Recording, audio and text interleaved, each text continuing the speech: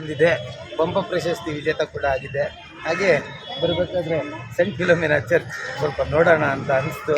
ನಮ್ಮ ಸರ್ ತಮ್ಮ ಹೆಸರು ರಘು ಅಂತ ರಘು ಅವರಿಗೆ ಕೇಳಿದೆ. ರಘು ಅವ್ರು ತಂದು ಈ ಸೆಂಟ್ ಫಿಲೋಮಿನಾ ಚರ್ಚ್ ಎದುರಿಗೆ ನಿಲ್ಲಿಸಿ ಡ್ರೈವರ್ ತುಂಬ ಅದ್ಭುತ ಆಗಿದೆ. ನಿಮ್ಮ ರಘು ಮತ್ತು ಮೂರನೇ ಕಣ್ಣು ನಾಗರಾಜ್ ಅವರು ಕೂಡ ಇದ್ದಾರೆ. ಈಗ ಮುಂದೆ ನಾವು ಚರ್ಚ್ ಹೇಗಿದೆ ನೋಡೋಣ. ನೋಡ್ರಿ ಮೂರನೇ ಕಣ್ಣು ನಾಗರಾಜ್ ಹೇಗಿದೆ ರೀ ಚರ್ಚು ಸರ್? ಒಳಗಡೆ ಹೋಗೋಣ ಸರ್, ಎಲ್ಲ ಒಳಗಡೆ ಹೋಗೋಣ. ಇದು ಮಾತೆ ಮರಿಯಮ್ಮನವರ ವಿಗ್ರಹ ತುಂಬ ಅದ್ಭುತ ಆಗಿದೆ. ಫುಲ್ಲು ಶಿಲೆಯಲ್ಲೇ ಕಟ್ಟಿದ್ದಾರೆ. ಹಾಗೆ ಅಲ್ಲಿ ಸಂತ ಜೋಸೆಫರ ಸ್ಟ್ಯಾಚ್ಯೂ ಕೂಡ ಇದೆ. ತುಂಬ ಅದ್ಭುತ ಆಗಿದೆ. ತುಂಬ ನೋಡ್ಕೊಂಡು ಬಿಡಿ. Shri St Philomena Church Mysuru. ಯಾವ ಆ್ಯಂಗಲಿಂದ ನೋಡಿದ್ರು ಚರ್ಚ್ ಒಂದೇ ಶೇಪಲ್ಲಿದೆ. ಹಾಗೆ ಒಳಗೆ ಹೋಗಿ ಬರ್ತೀನಿ. ಹಾಗೆ ಗ್ರೊಟ್ಟೋ ನೋಡೋಣ. ಮತ್ತು ಮರಿಯಮ್ಮನವರ ಗ್ರೊಟ್ಟೋ ನೋಡಿ ನಾನು ಮೈಸೂರಿಗೆ ಬಂದಿದ್ದಕ್ಕೆ ಸಾರ್ಥಕ ಆಯಿತು ಅನಿಸುತ್ತೆ. ಇದ್ದ ಸಮಯದಲ್ಲಿ ಹೋಗುವಂಥ ದಾರಿಯಲ್ಲಿ ಸೆಂಟ್ ಫಿಲೋಮಿನಾ ಚರ್ಚಿಗೆ ಬಂದು ಗ್ರೊಟ್ಟೋದಲ್ಲಿ ನೋಡಿ ಒಂದು ಅದ್ಭುತ ಸ್ಥಳ ಅನ್ಬೋದು. ಮತ್ತು ಮೈಸೂರು ಈ ಇಷ್ಟು ಬೇಸಿಗೆಯಲ್ಲೂ ಕೂಡ ತುಂಬ ತಣ್ಣಗಿದೆ, ತುಂಬ ತಂಪಿದೆ. ಯಾಕಂದರೆ ಈ ಗಿಡ ಮರ ತುಂಬ ಇದೆ. ಅದೇ ತುಂಬ ಒಂದು ಸಂತೋಷ ಆಗುತ್ತೆ. ಹಾಗಾಗಿ ತುಂಬ ಸಂತೋಷ ಆಯಿತು.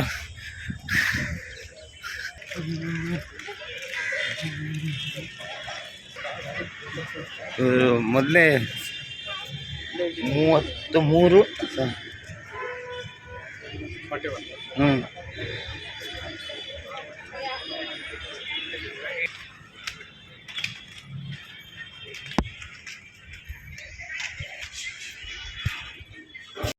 ಆದ ಸೆಂಟ್ ಫಿಲೋಮಿನಾ ಚರ್ಚ್ ಮೈಸೂರು. ಇವತ್ತು ನಾನು ಮೈಸೂರಿಗೆ ಬಂದಿದ್ದೀನಿ. ಹೇಗಿದೆ ನೋಡಿ ಚರ್ಚ್. ಆದರೆ ಅದ್ಭುತ, ತುಂಬ ಅದ್ಭುತವಾಗಿದೆ. ಎರಡು ಕಣ್ಣಿಂದ ನೋಡಿದ್ರೂ ಸಾಕಾಗಲ್ಲ ಅನಿಸುತ್ತೆ. ನಮ್ಮ ಸ್ನೇಹಿತರು ಆಟೋ ಡ್ರೈವರ್ ರಘು ಅವರು ಕೇಳಿದೆ, ರಘು ಅವರೇ ನಂಗೆ ಚರ್ಚ್ ತೋರಿಸಿ ಅಂತ. ರಘು ಅವ್ರು ಬಂದುಬಿಟ್ಟು ಚರ್ಚ್ ತೋರಿಸಿದ್ರು. ಸ್ವಲ್ಪ ಖುಷಿ ಆಯಿತು. ಒಂದು 2 ನಿಮಿಷ ನಿಲ್ಲೋಣ ಸರ್ ಅಂದೆ. ಓಕೆ ಅನಿಸಿದ್ರು.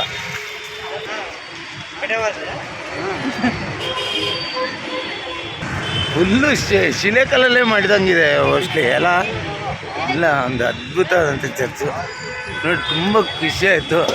ಮೈಸೂರಿಗೆ ಬಂದು ಒಂದು ಚರ್ಚ್ ನೋಡೋಕ್ಕಾಗಿಲ್ವೇ ಅನ್ನೋ ಕೊರಗಿತ್ತು. ಇವತ್ತು ನೋಡಿದ್ದೀನಿ. ಯಾತ್ರಿಗಳ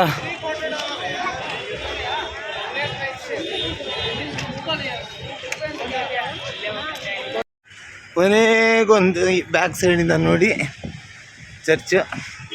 ಹಾಗೆ ಒಂದು ಸತಿ ಮತ್ತು ಮರಿಯಮ್ಮನವರನ್ನು ನೋಡ್ಕೊಂಬಿಡಿ.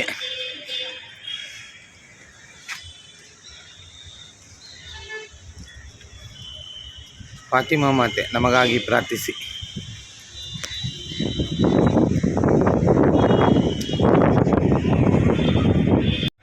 ಮೈಸೂರು ರೈಲ್ವೆ ಸ್ಟೇಷನ್ ಹೇಗಿದೆ ನೋಡ್ರಿ.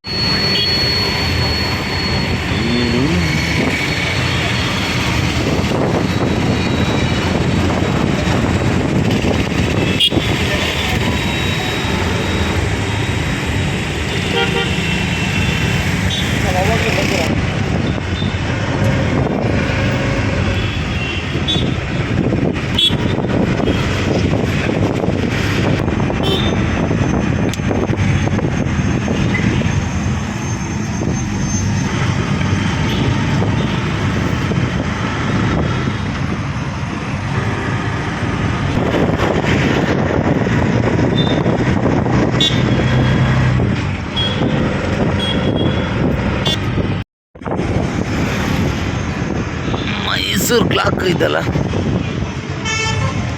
ಚಾಮರಾಜೇಂದ್ರ ಒಡೆಯರ್ ಸರ್ಕಲ್. ಒಳ್ಳೆ ವ್ಯೂ ಪಾಯಿಂಟ್. ಮೈಸೂರು ಅರಮನೆ. ಮೈಸೂರಲ್ಲಿ